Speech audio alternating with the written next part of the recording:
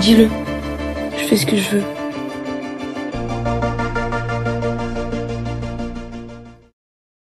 C'était de filmer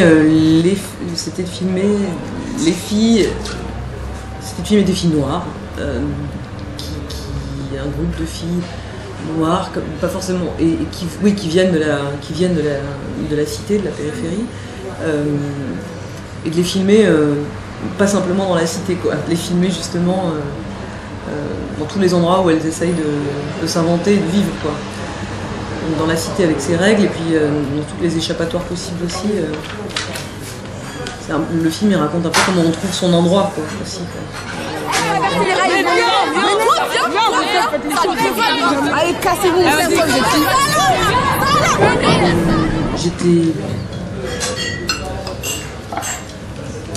J'avais envie de les filmer parce que je les croisais beaucoup dans la vie et que, alors pas forcément des filles noires d'ailleurs, mais des filles en groupe et qu'elles étaient pour moi des espèces de personnalités comme ça, hyper attractives, qui semblaient profondément d'aujourd'hui et qu'en même temps on les voyait absolument pas, quoi. Et a fortiori les filles noires on les voit vraiment pas, quoi, sur les écrans.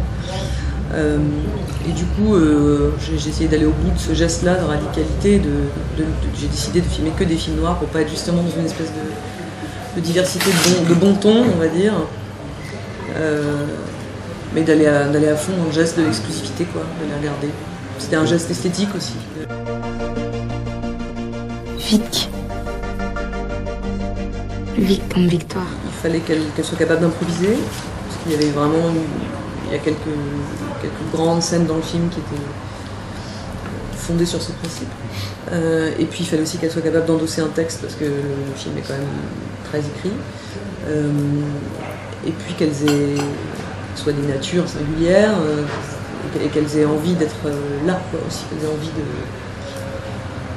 faire du cinéma, de travailler, et qu'elles aient envie d'être ensemble aussi. Il fallait créer l'alchimie de groupe, quoi.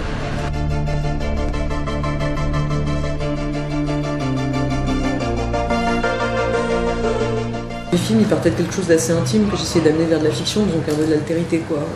Et celui-là c'est un peu un chemin inverse, il part d'une forme d'altérité que j'essaie d'amener vers quelque chose qui m'est intime.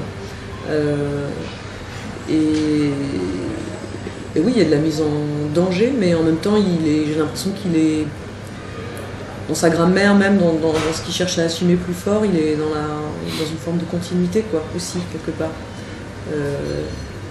Et je crois le fait de les rencontrer, de me brancher sur cette énergie-là, ça m'a aussi donné la force de signer plus fort le film à l'endroit de la mise en scène, à l'endroit où je considère qu'il est le mien, quoi.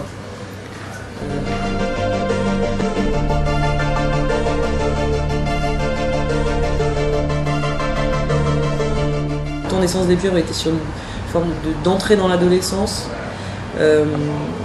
avec un vrai caractère inachevé pour le personnage. Autant Tomboy c'était la fin de l'enfance, autant celui-là c'est le passage de l'adolescence à l'âge adulte, si on peut schématiser justement. Et du coup voilà, il y a un chapitre en plus, quoi. Et ce chapitre en plus c'est le retour à la solitude, au destin individuel, avec la responsabilité de devoir partir, quoi, de devoir quitter. Et y compris aussi une forme de dépression du personnage, voire du spectateur qui se retrouve privé de ce qu'il a nourri pendant 1h30, qui est ce groupe.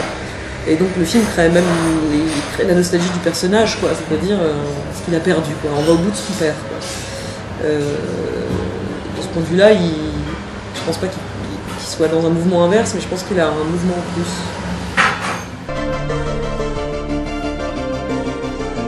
Là, je me suis arrêtée et je vous ai regardé. Vous étiez belle. Et je me suis dit que ce moment, il était parfait.